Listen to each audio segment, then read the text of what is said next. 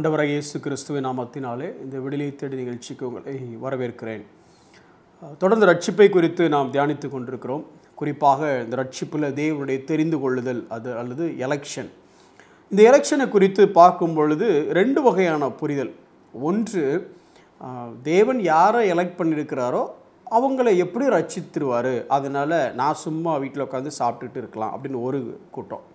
இன்னொரு கூட்டம் எப்படி சொல்லுது அப்படின்னா, நாம் போய் ரட்சிப்பின் சுவிசேஷம் சொன்னால் மட்டும்தான் நம்மளால் தான் ஆண்டவர் அறிந்து கொள்ளுவான், நாம் ஒன்றும் செய்யலைன்னா அவ்வளோதான், வாழ்க்கை அவ்வளோதான் அப்படின்னு. ரெண்டு எக்ஸ்ட்ரீம். அதாவது ஒன்று, நம்ம என்ன பண்ணிடுறோம், தேவன் எல்லா வேலையும் பார்த்துப்பார், நான் சும்மா இருக்கணும்னு சொல்லிடுறோம். இன்னொன்று என்ன பண்ணிடுறோம், ஐயோ பாவம் தேவனுக்கு ரொம்ப பெருசாக ஒன்றும் தெரியாது, நாம் கொஞ்சம் ஹெல்ப் பண்ணலாம் அப்படின்னு சொல்லி போயிடுறோம். ரெண்டு காரியங்களுமே தவறான புரிதல், ரெண்டு எக்ஸ்ட்ரீம். இப்போ ஒரு சில வசனத்தை நான் வாசிக்கிறேன் பாருங்கள். நம்ம ஏன் தேர்ந்தெடுக்கப்பட்டோம் அப்படின்னு சொல்லிட்டு அதுக்கப்புறம் நம்ம என்னென்ன செய்யணும். ஏன்னா ஒரு காரியம் என்ன ஆயிடுதுன்னா, என்னை தேவன் தெரிந்தெடுத்து விட்டார் அப்படிங்கிறதுனால நான் எப்படினாலும் இருக்கலாம் அப்படிங்கிற ஒரு எண்ணத்துக்குள்ளே வந்துடுறோம். அதுவும் ஒரு தவறான புரிதல். இப்படிப்பட்ட தவறான புரிதல் இருக்கிறதுனால இந்த மாதிரி சத்தியத்தை யாரும் போதிக்கிறதும் இல்லை. எதுக்கு தேவையில்ல ரிஸ்க்குன்னு சொல்லிட்டு. ஸோ நம்ம முடிஞ்ச வரைக்கும் தெளிவாக அவங்களுக்கு சொல்ல முயற்சிக்கிறேன் பாருங்களேன். இப்போ ஒரு வசனத்தை நான் உங்களுக்கு வாசிக்கிறேன்.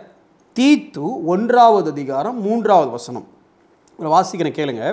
பொய்யுரையாத தேவன் ஆதி காலம் முதல் நித்திய ஜீவனை குறித்து வாக்குத்தத்தம் பண்ணி அதை குறித்த நம்பிக்கையை பற்றி தேவ பக்திக்கு ஏதுவான சத்தியத்தை அறிகிற அறிவும் விசுவாசமும் தேவனால் தெரிந்து கொள்ளப்பட்டவர்களுக்கு உண்டாகும்படி.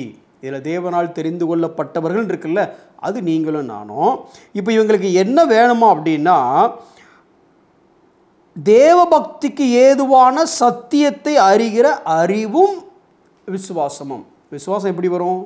சத்தியத்தை கேட்கறதுனால தான் வரும். இப்போ நான் தெரிந்து கொள்ளப்பட்ட மனிதன், இப்போ நான் என்ன பண்ணோம், அதான் என் ஆண்டவர் தெரிந்து கொண்டாரு, அதான் நான் ரட்சிக்கப்பட்டனே, அப்புறம் நான் பாட்டுக்கு ஜாலியாக இல்லை. ஒரு முக்கியமான வேலை இருக்குது. என்னென்னா, சத்தியத்தை அறிகிற அறிவில் நம்ம எவ்வளோ தூரம் வளருகிறோம், சத்தியத்தை அறிகிற அறிவு நமக்கு இருக்கிறதா.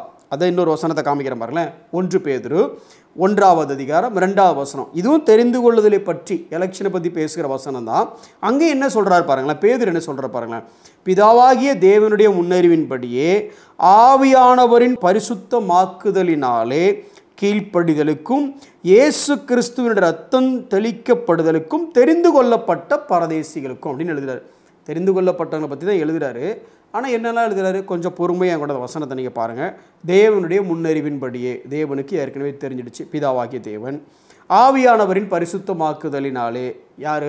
திருத்துவத்தின் 3வது நபராகிய ஆவியானவர் அவர்களை பரிசுத்தமாக்குகிறார். கீழ்ப்படிதலுக்கும் இயேசு கிறிஸ்துவனுடைய ரத்தம் தெளிக்கப்படுதலுக்கும், அதாவது சிலுவை, குமாரன் சிலுவையில் பாடுபட்டதினாலே. அப்போது ஒரு மனிதனுடைய ரட்சிப்புங்கிறது எப்படிலாம் வருது அப்படின்னா, ஒன்று, பிதா தெரிந்தெடுத்து விட்டார். அது எப்போ நடந்துச்சு? முன்னால் நடந்துச்சு. எப்போ நடந்துச்சு? Before the foundations of the world. அது நடந்து முடிஞ்சது, அவர் தெரிந்தெடுத்தார். ரெண்டாவது, குமாரனுடைய ரத்தம் தெளிக்கப்படுதலினாலே. இது எப்போ நடந்துச்சு? சிலுவையில் நடந்துச்சு. அதான் நம்ம அட்டோன்மெண்ட் அப்படின்னு பார்க்குறோம். குமாரன், நான் எப்படி மீட்கப்பட்டேன்? பிதா என்னை தெரிந்து கொண்டார், குமாரன் ரத்தம் சிந்தினார், நான் மீட்கப்பட்டேன். ஆனால் வேலை அதோடு முடியுதா? முடியலை. நடுவில் இன்னொருத்தரோட வேலை இருக்குது பார்த்தீங்களா? ஆவியானவரின் பரிசுத்தமாக்குதலினாலே. ஆவியானவரை எப்படி சொல்கிறோம்? பரிசுத்த ஆவியானவர். இன்றைக்கி பரிசுத்த ஆவியானவரை நம்ம பரிசுத்தத்துக்கு மட்டும் பயன்படுத்தாமல் மற்ற எல்லாத்துக்குமே பயன்படுத்த ஆரம்பிச்சிட்டோம். ஆனால் அவர் பேரே ஆவியானவர்.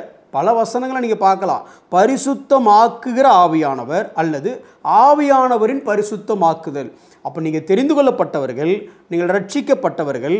இப்போ உங்கள் வாழ்க்கையில் என்ன நடந்திருக்கு அப்படின்னா, பிதா உங்களை ஆயிரக்கணக்கான வருஷங்களுக்கு உண்மையை தெரிந்து கொண்டார். Super, praise God, glory to the father.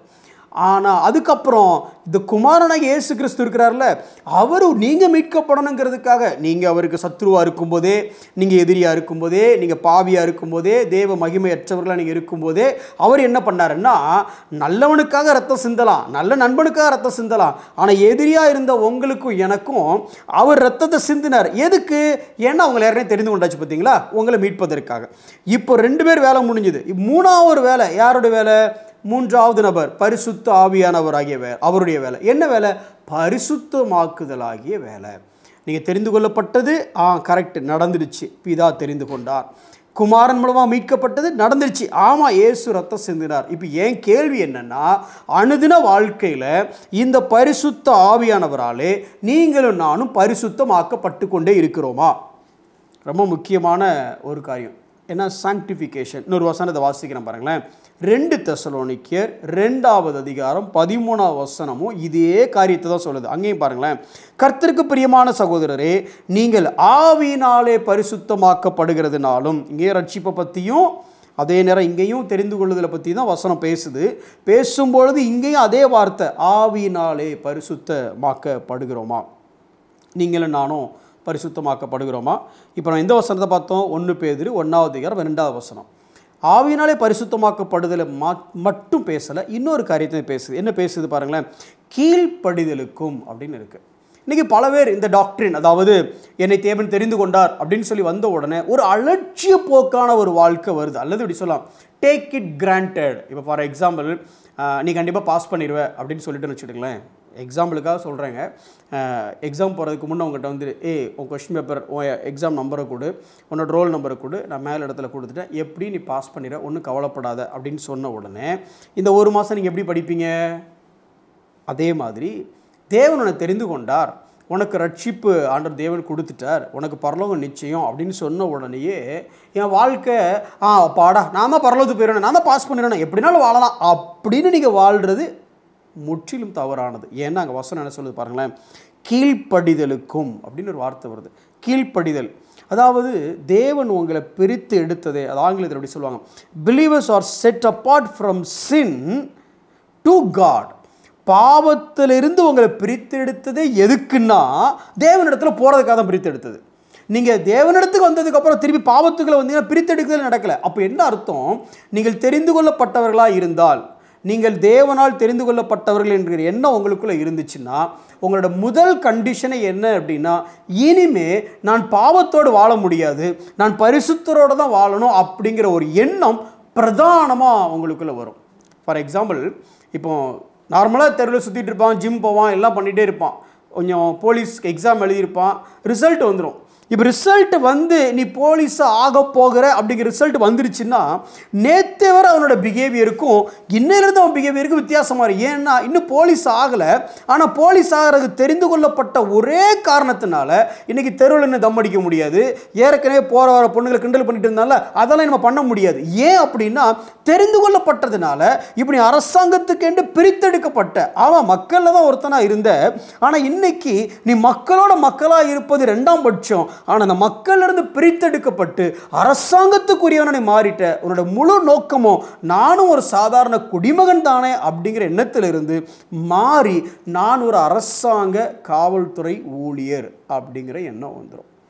அதே மாதிரி தான் நீங்களும் நானும் தெரிந்து கொள்ளப்பட்டவர்கள் என்ற அறிவு வந்த உடனே நமக்கு என்ன தெரியணும்னா, நானும் சாதாரண மனுஷன் தானே, நானும் இந்த பாவ உலகத்தில் தானே இருக்கிறேன், நானும் போய் இந்த பாவ உலகத்தில் இருக்கிறதுனால தான் அப்படி வாழ்கிறேன். இல்லை இல்லை இல்லை, நான் தேவனுக்கு உரியவனாக, I have got set apart from sin to God. இதுவரைக்கும் பாவத்தில் இருந்தேன், என்னை தெரிந்தெடுத்து கொண்டதுனால நான் இனி பாவத்திற்குரியவன் அல்ல, நான் தேவனுக்குரியவன் அப்படிங்கிற எண்ணம் எனக்குள்ளே வரணும். 1 பேதுரு 2வது அதிகாரம் 9வது வசனம் சொல்லுது, நீங்களோ உங்களை அந்த காலத்திலிருந்து தம்முடைய ஆச்சரியமான ஒளிநிடத்திற்கு வரவழைத்தவருடைய புண்ணியங்களை அறிவிக்கும்படிக்கும். இப்போ என் வேலை என்ன? போலீஸ் ஆஃபீஸர் நீ ஆனதுக்கப்புறம் ஏன் வேலை? சட்டத்தை நீதியை நிலைநாட்டக்கூடிய வேலைக்கு நான் வந்துட்டேன். நானும் சாதாரண மனுஷன்தான், ஆனால் என்ன பிரதானமான வேலை நீதியை நிலைநாட்டுறது. அதே மாதிரி தான் தெரிந்து கொள்ளப்பட்ட நீங்கள் பாவத்தில் இருந்து தேவனுடையவர்களாக பிரித்தெடுக்கப்பட்டீங்க. பட்டதனுடைய பிரதானமான நோக்கம் என்ன அப்படின்னா, உங்களை அந்த காலத்தில் இருந்து ஆச்சரியமான ஒளிக்கு கொண்டு வந்தார்ல, அவருடைய புண்ணியத்தை அறிவிக்கிறது தான் உங்களுடைய வேலை. நீங்களும் நானும் எதற்காக தெரிந்து கொள்ளப்பட்டோம்? நம்மளை தெரிந்து கொண்டவரின் புண்ணியங்களை அறிவிப்பதற்காக தெரிந்து கொள்ளப்பட்டோம். கடைசியாக இந்த ஆண்டவருடைய மகிமையை பற்றி, இந்த ஆண்டவருடைய குட்னஸை பற்றி யாராவது ஒரு நபருக்கு நீங்கள் சொல்லியிருப்பீங்களா? யோசிச்சு பாருங்கள். கடைசியாக உங்களை பார்த்து உங்களுடைய ஆண்டவர் நல்ல ஆண்டவர் நினைக்கிறேன், ஏன்னா நீங்கள் வாழ்கிற வாழ்க்கை அப்படி இருக்குன்னு உங்களை பார்த்து யாராவது அப்படி சொல்லியிருக்கிறாங்களா? உங்களுடைய வாயினாலோ அல்லது உங்களுடைய வார்த்தையினாலோ உங்களுடைய வாழ்க்கையினாலோ இந்த புண்ணியத்தை நீங்கள் அறிவிச்சிருக்கிறீங்களா? அப்படி அறிவிப்பதற்காகத்தான் தேவன் உங்களையும் என்னையும் தெரிந்து கொண்டார். கண்களை மூடி நாம் செபிப்போம்.